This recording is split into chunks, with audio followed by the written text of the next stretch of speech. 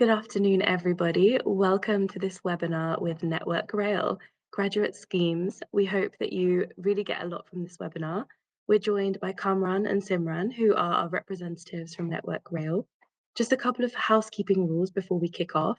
We've got a chat tab where you can show your appreciation for the team, a questions tab where you can shoot all your burning questions. And if you need anything from us, just at me, Nahal, at the Target Jobs team if you have any tech difficulties. Now I'm going to pass on over to Kamran to kick things off. Thanks, Kamran. Thank you, Nahal. Lovely to meet you all. My name's Cameron. I work in the early careers team at Network Rail. Just a bit of background about myself. So I joined January last year.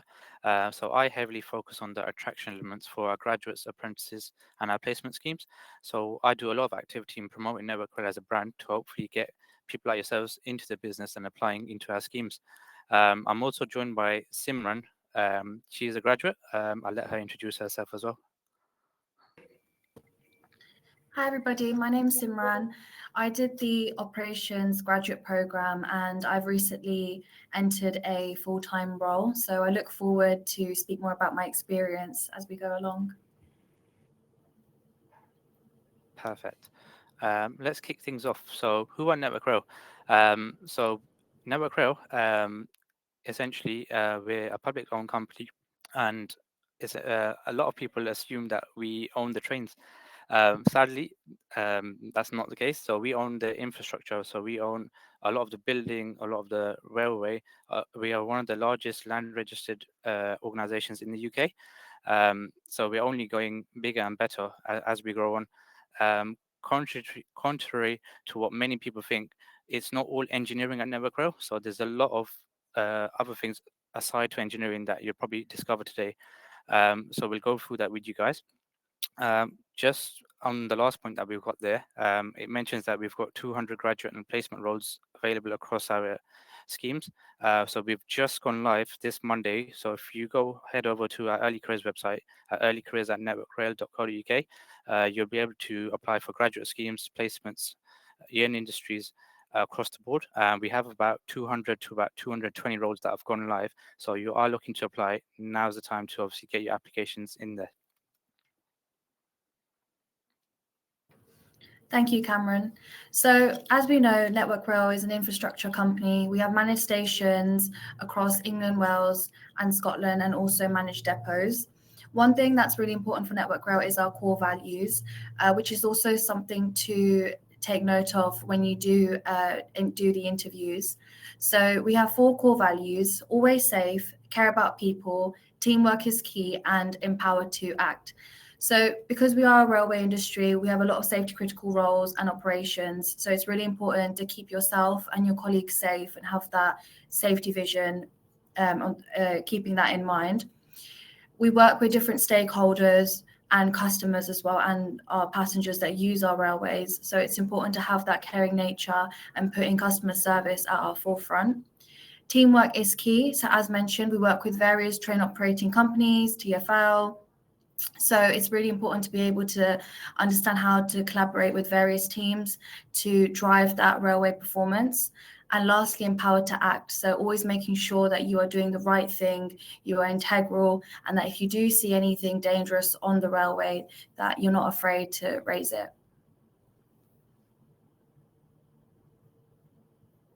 Perfect. Thank you, Simran. So we'll just move over to Great British Railways. For sure, it's GBR. I'll only touch on this as it might just bore you guys to death. But essentially, in the future, in the coming years, hopefully by 2030, we're going to be reformed into Great British Railways. So Network Rail essentially is going to be integrated into a business that's going to be called Great British Railways. And the head office, we're looking to obviously place it up in the north in Derby. The reason being is we're looking to streamline the process to make our railway fit for the future. So if you have a look, some stations might not have e-ticketing, so sometimes you're queuing up for quite a while getting a paper ticket. So that's one of the things that Great British Railways are being introduced to obviously streamline the process to make it a railway that's fit for the future. So you'll have mobile ticketing, you'll have e-ticketing, and it'll be easy access for a lot of people in regards to that. And essentially, what's going to happen is a lot of the train companies, they're going to be absorbed into Great British Railways. So we have companies like Thameslink, West Midland Railway, Great Western Railway.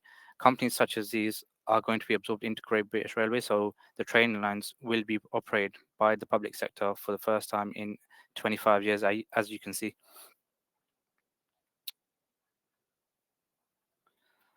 So I'll touch on these, and then Simran will obviously explain about the operations management scheme that she's been on. So as I touched on at the start of the presentation, we've gone live with all of these schemes. So as you can see, the makeup of our business is a lot more than engineering. So we have civil, mechanical, and electrical engineering. That makes up about 60% of obviously the market that we're looking to recruit for. And then on the flip side, we also have our business scheme. So we have finance, IT, project management, operations, network strategy and planning, and property, which is obviously just got a marker there. So I don't think we're recruiting for that this year, but that's to be confirmed. But essentially, these schemes, there's a lot outside of the railway, outside of engineering, that people are not aware of. Most of the schemes on the business side of things, they require a degree that's not related to any discipline. So like for finance, you not necessarily need to be anything in economics or maths related. Traditionally, I think the entry requirements is a 2-2 or a 2-1. For most schemes, I think it's a 2-2. Finance might be a 2-1. So if you are looking to obviously get into any of these schemes, I would advise applying now. The reason being is sometimes when schemes get filled up, applications are extremely high. We shut off the scheme just to obviously filter through the process and to make sure we've got enough applicants in the process. So it's more like a first come, first serve basis. I'll hand over to Simran, so she'll speak a bit about the scheme that she's been on. So I joined the Operations Management Graduate Scheme in September 2023. As Cameron said, you don't need to have a particular degree to apply, and you need a minimum 2-2. And I actually studied aviation, which is a bit of a stark difference. And my scheme consisted of different placements. It was quite flexible, but also quite structured at the same time because we had an apprenticeship to complete alongside. And I had the opportunity to do different placements, for example, performance, data analysis, stations, visiting different signal boxes, traveling to different areas and locations across England. And one of my favorite placements on that scheme was working at Waterloo Station, where I was able to understand customer service side of things, incident management, working closely with our other stakeholders, for example, British Transport Police. And doing these different types of placements not only helped me develop my skill set, but also helped me streamline what route I'd want to go to in my career, which has led me to apply to become a shift station manager at one of our stations, which is Birmingham New Street.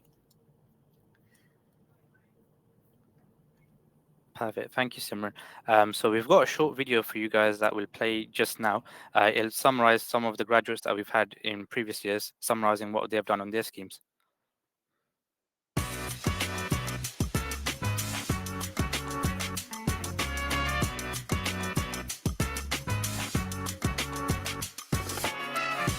As part of the Project Management Graduate Scheme, I complete 3 8-month rotational placements.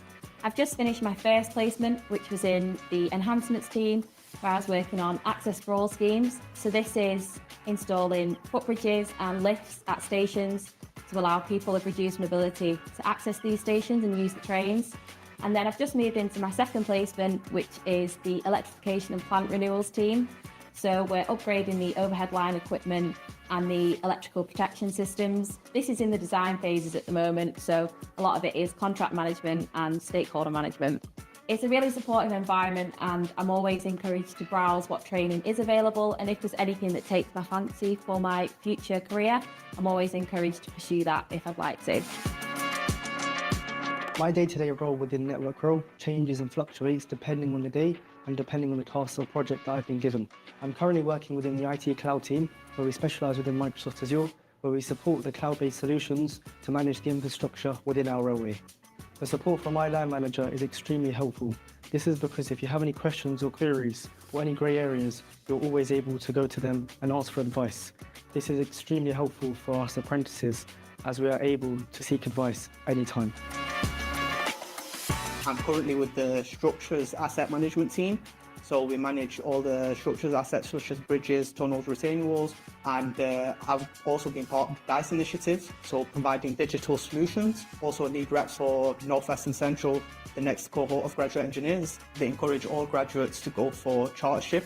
So for myself, that's with the Institute of Civil Engineers. You also have the opportunity to do self-defined placements with various different teams. My day-to-day role at Network Rail can be varied due to the rotational aspect of the graduate scheme.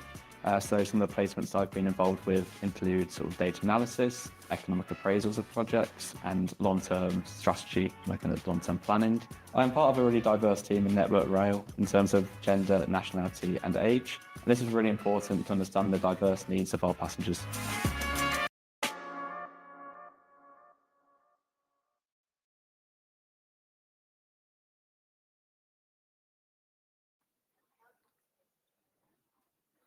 Perfect. Hopefully that gives you guys a flavor of what other schemes entail, and hopefully we see your applications coming thick and fast. Moving on to obviously the benefits of Network Rail. So as graduates on the graduate scheme, your starting salary is at 32,000. That's quite competitive in terms of the market, in terms of other competitors, and you also get a £2,000 welcome bonus when you join us.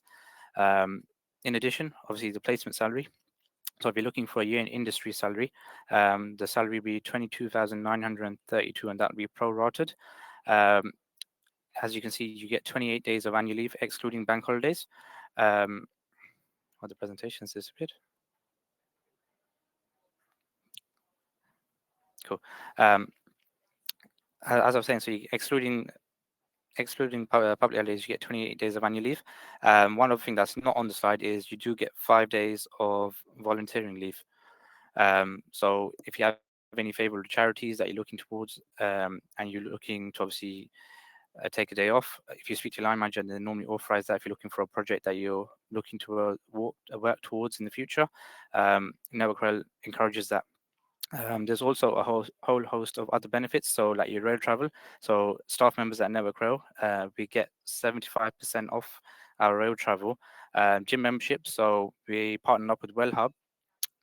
They're essentially a third-party company where you can sign up to them and you can have access to a ton of gyms up and down the country. That includes Pure Gym, the Gym Group, Bannon Times. There's a lot of gyms there that might take your fancy. They are private health insurance, so if that interests you. And the pension, as we're a public sector company, is quite healthy. So that's to bear in mind as well. The application process, I'll briefly explain this, and Simran will explain about the process she went through a few years ago when she went and applied. In terms of the application form, that's fairly simple. So we'll ask for your name, your contact details, what you're currently studying, and your grades. So it's really important to submit the grades that you are going to achieve or you have attained. You'll be asked to provide proof of this as well. So if you have lied on the application, you might be automatically regretted early on in the process. Also, if you do have a disability, I would encourage to disclose this in the first stage of application form, so obviously to make it more comfortable and streamline the process for yourself. The next step after your application form, so if you have what we are looking for, the grades, the criteria, you'll be invited to an online assessment. So that is essentially made up of two different parts. So you'll have a video-based interview. So that'll take roughly about 10 minutes. Questions flash up on the screen. You'll have about 2 minutes to obviously articulate your answer, and then you'll be passed over to a scenario-based questions. So they will test your knowledge in terms of what would you list in. You'll be asked a question, and they'll ask you to list in priority in the order of things how you would do them. If you're successful in this stage, then you'd be invited to an assessment center. Traditionally, these are face-to-face up and down the country. So whichever depot you're applying to, you'll be invited to your local one. Essentially, you'll have a presentation on the day. You'll have group activities and then an interview style-based question at the end of the day. And then the outcome is obviously, if you've been successful, you'll be passed over to the onboarding team. I'll pass over to Simran and she'll explain a bit more about the process she went through. So my process was a little bit similar to what Cameron just mentioned. I signed up initially, I registered my interest, and then I had to do a online psychometric test, which consisted of some mental maths and a couple of games. I suggest maybe brush up on numeric skills and mental maths for your preparation, so you're confident to do that online assessment. I also had to do a pre-recorded video interview. So I had 2 minutes again to prepare for a pre-recorded question. So this was after I completed the first stage. The second stage was the pre-recorded questions. And then lastly, I didn't have an assessment center. I had just had a video interview. However, I was also asked to prepare a presentation. I did my presentation on air rail connectivity, so linking my degree in aviation and airline and industry with the railways. And I think the purpose of this is to see your skills. You don't necessarily have to talk about the railway in your presentation if you are asked to. It was more on the purpose of how you present the information, how do you communicate different data sets, for example, communicate different facts. And also, I'd also advise that when you do the interviews, definitely have a lot of situations and examples ready that you can refer to, so you can showcase your skills and competencies and go through the STAR framework, which there's, again, lots of information about online. Perfect. Thank you, Simran. So that concludes essentially the presentation itself. We're going to open it up to the Q&A. So if you have any questions, feel free to obviously turn on your mic or pop it in the chat. Me and Simran will do our best to answer your questions. One thing that obviously I didn't mention at the start presentation is we do welcome international students applying to our process. So long as you have the right to work in the UK, so you have the correct visa status, you are welcome to apply. We don't offer sponsorship though. So we'll open up to questions. Feel free to drop them in the chat or turn on your mics.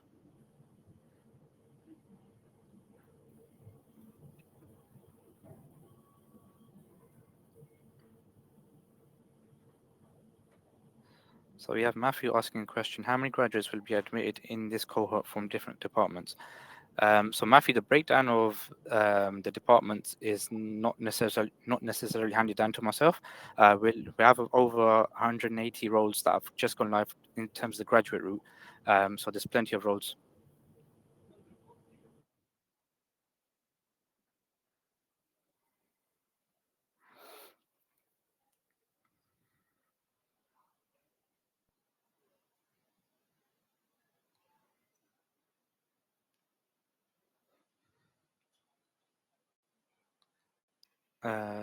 We've got a question from Ubaid. Does experience matter for these graduate roles? Simran, do you want to answer that one? Yeah, sure. So you don't necessarily need to have railway experience. For example, myself, I didn't use any examples related to the railway. I mainly leaned on the examples from doing part-time jobs that I did when I was a university student. However, even if you don't have examples from previous jobs that you've done, you can always use examples from your studies throughout university, throughout college, any other extracurricular activities. You can showcase that experience and sort of demonstrate the skill set that you picked up from those, for example, teamwork, communication, collaboration, etc. Thank you, Simran. Next question we got is from Zoe. So what would a job in ecology look like within Network Rail? I'm not entirely sure, Zoe. In terms of the graduate schemes, I'll just flick back. So traditionally, these are the roles that we're looking to recruit for. So I'm not sure if ecology falls in within any of these. Ahila, are there opportunities for HR graduates? Yeah, there's certainly opportunities there. So if you have a look on our website and on the screen displayed, I believe the business schemes would fall under that if you are interested in applying. Abigail has asked, is the scheme more orientated towards working towards a specific outcome job if you have one in mind, or about getting experience in a variety of positions and roles? Simran might be able to answer that one, so she's been through the process. Yeah, I think it depends on how you want to tailor it. I mean, some people join the graduate scheme because they want to, for example, work in a control center, or they want to work in incident response, or they want to become a signaler. So they'll do the graduate program, go through the different placements, meet different people, have that line manager experience, network, and then they'll get that experience to essentially apply for that role. However, a lot of people don't know exactly what role they want to do at the end of the graduate scheme. So then that's again another benefit of the graduate scheme, is that it allows you to do different placements in different areas and with different teams. Myself personally, I didn't really know what I wanted to exactly achieve at the end of my graduate role. However, I was very open-minded, and I think being open-minded and embracing those different placements will definitely help you finalize which role you want to go to. For example, for myself, it was definitely stations over signaling.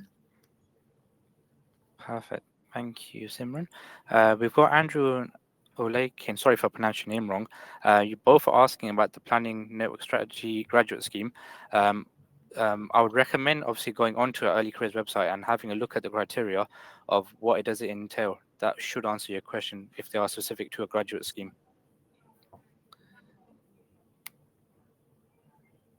Eleanor, for the year in industry, what predicted grades do you accept? don't currently have a grade in the format of a 1, first, second, but I do have a GPA. So Eleanor, what I'd recommend doing is, in terms of the year in industry placement that you're looking to apply for, click on the scheme and it will show you what the entry requirements are. If they're not stated there, we do have contact details on that page, so you should be able to contact the team and they'll be able to advise if that is converted into what they're looking for. So Radu's asked, microphone won't turn back on. Sorry, that's okay. I'm a third-year mechanical engineering student. My degree is accredited by IET. Does it have to be accredited by IMAC? Radu, again, I'd recommend. So in terms of engineering, all those schemes, they do require accreditation. As I'm not an engineer myself, I can't specifically say if that is the scheme that they require that you've mentioned. I'd recommend, again, going on the Early Careers website, having a look in terms of if that's the correct accreditation that you obtain, then you should be able to apply.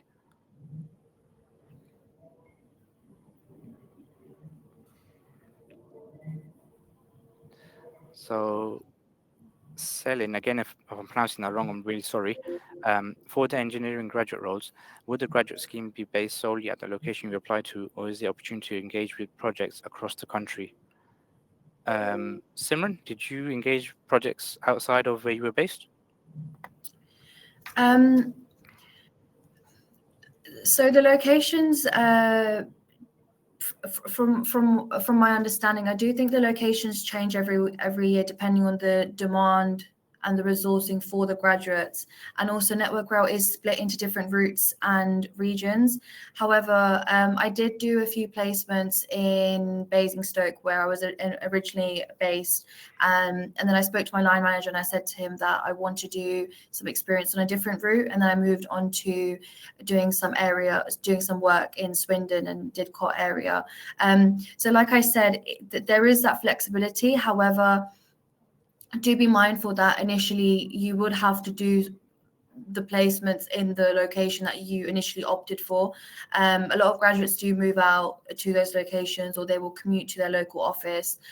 So yeah, I would recommend just considering the geographical convenience as well for yourself. Perfect, thank you. So next question we've got from George.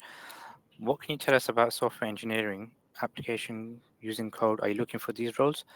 Again, George, I'd recommend looking at IT and business schemes that might relate to what you're looking for. I'm obviously working on the recruitment side of things, so I'm not scheme specific in terms of programming, coding, and such. Abdullah, I'm an international student. I have 2.5 years right to work in the UK. Abdullah, as long as you have the right to work in the UK and you have the correct documentation to prove this, you are welcome to apply. Elena has asked, Also, how long do you expect the CV and cover letter to be?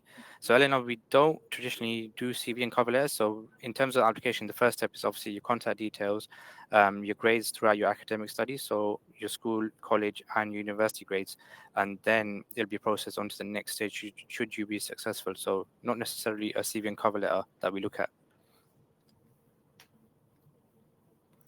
Grace, do you have any more tips for the online assessment? Yes, so if you scroll up in the chat, I did post the PDF for all of you guys. We've created that specifically for top tips for applying. Adibisi, I have a question. By virtue of this meeting, is there any benefits towards getting accepted? So say maybe an early application. In terms of the benefits, I would say obviously you're speaking to Simran, who is a graduate who's gone on to secure a full-time role in the business. So the benefits, obviously, hearing a real life story, live and direct. And in terms of an early application, we are live for all our applications now, as I mentioned at the start of the presentation. So we're live from this Monday. So if you're looking to apply, if you just go on that QR code, you'll be able to see the roles that we have live, and you're welcome to apply. Roxham, what qualification would I be studying towards for finance graduate scheme? As far as I'm aware, I think Network Rail, once you've obviously complete the scheme, you work towards your CIMA qualification.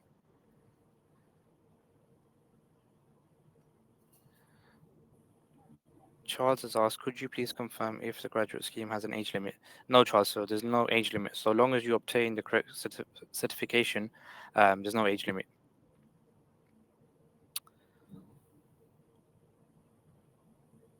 I've got a couple of questions asking, can we apply for more than one graduate scheme? So no, so you only get one shot at the application process, just to make it fair for everyone. So if you're looking to apply for a specific scheme, I'd recommend going with that one, not branch out and muddle yourself up in terms of applying.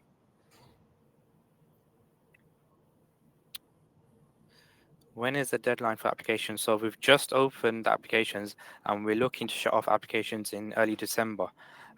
So as I said before, I'd recommend applying sooner rather than later. So some locations get filled up quite quicker than others. So for example, at London, as it's a massive city, there's a lot of roles there and a lot of competition. So I'd recommend applying sooner rather than later. Eleanor's asked, any tips for what to research about the company? Simran, any tips? When I was doing my preparation, I went on the Network Rail website and I looked at what stations they manage. For example, the London stations such as Waterloo, Paddington, Manchester Piccadilly, Birmingham New Street. I also looked at the different divisions, so looking at Network Rail Freight, understanding what Network Rail actually is, looking at their safety vision, the Network Rail core values. So yeah, pretty much all the information that I did receive was from their main website. So I definitely recommend going to looking at that. Perfect, thank you. Subhan has asked, I'm doing an undergraduate into engineering. The question disappeared.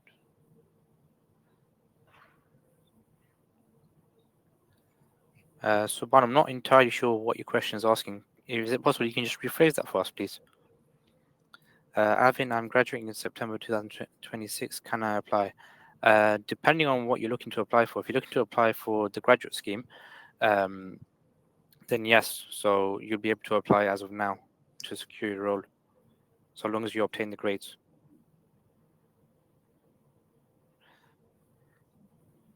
Lee has asked, my apologies for coming late. I would like to ask if visa sponsorship is available. If not, would you take in someone with a valid postgraduate visa? So Lee, we don't offer sponsorship at Network Rail. So long as you have the right to work and you can prove you have the documents, you're welcome to apply and we'll take you on, no problem.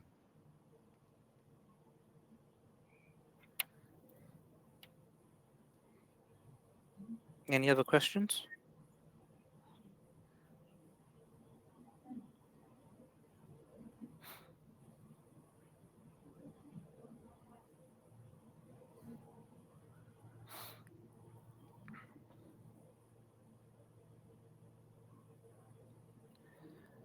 Eleanor's asked, where was the contact to us? So If you're looking to contact someone, the email address is earlycareers@networkrail.co.uk. I'll drop it in the chat.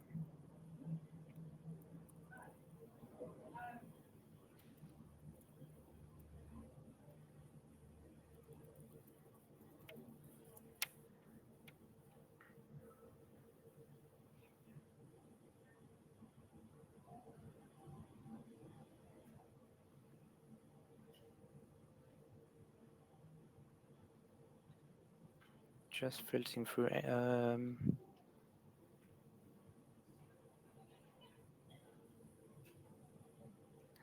Brad was asked, who is the best contact regarding specific details for mechanical engineering graduate schemes? So if you don't find the information on the Early Careers website that you're looking for, I've dropped an email address in the chat, so you can reach out to the recruitment team. They'll be able to advise you further if you don't find what you're looking for on the website. Stevens asked, what if you don't have the right to work full-time yesterday but plan to get graduate visa at the time of your program? Can I still apply? So long as the time, obviously, when you do get the offer by Network Rail and you have the right to work in the UK, then they'll look to take you on.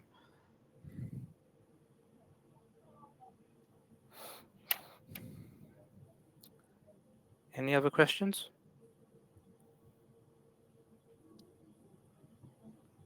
Academic degrees outside the UK fit into the application criteria.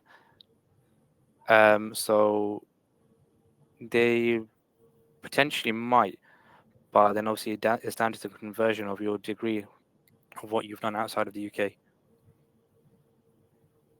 Simran, this might be an interesting one for you. So once you have a graduate scheme, once you have completed the graduate scheme, how hard is it to then get a permanent role at Network Rail? Throughout the graduate scheme, you get a lot of support from your line managers who will help you, who will guide you towards the type of interviews, opportunities that you should go for, and they will support you through your interviews. When you are a graduate, you still have to internally apply for a full-time position. However, because you have so much experience of doing different placements and you've worked with different teams, and like I said, networking is very important, and I recommend that it becomes easier to be recognized for the work that you've delivered. And one thing about Network Rail is that graduates are very much valued, so you will have a lot of value for being a graduate, which will be considered heavily in your application. Perfect. Thank you, Simran. Got a few questions asking, can I apply? So in the chat, I've dropped you the link. So if you're looking to apply, that's the website. So that will include your graduate schemes, your placements, and your year in industry.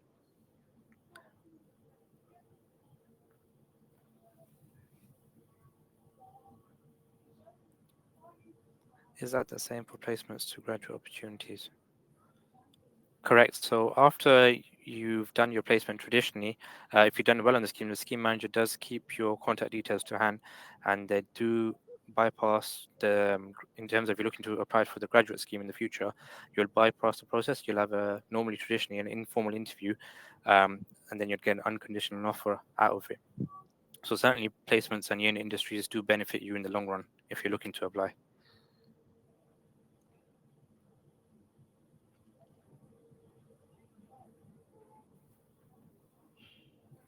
Any other questions?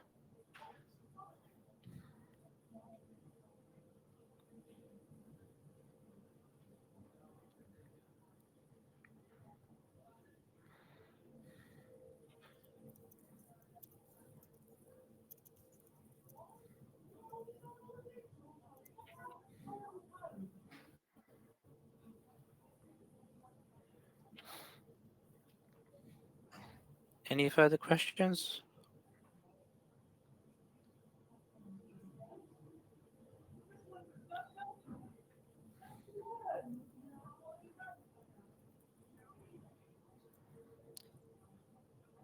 I think we'll wrap it up there. I'll hand you back to Nahal if there's no further questions. Thank you so much. Oh, do you have more questions? I can see someone typing, but I'm not entirely sure if they've got a question. will this recording be available later? So I'll Yes. pass over to Nal. She'll be answering. Yeah, of course. Yeah, so we'll send all of you a link to the recording of this webinar. And if you obviously have any further questions, you can check out the target jobs page for Network Rail. Want to say a big thank you to Kamran and Simran for their time today. It's been a really insightful and helpful presentation, and hopefully all of you will start sending in your applications after this webinar's over. So have a lovely afternoon and evening, and we hope to see you at a future webinar. All the best. Bye. Thank you so much. Thank you, Nal. See you later, everyone.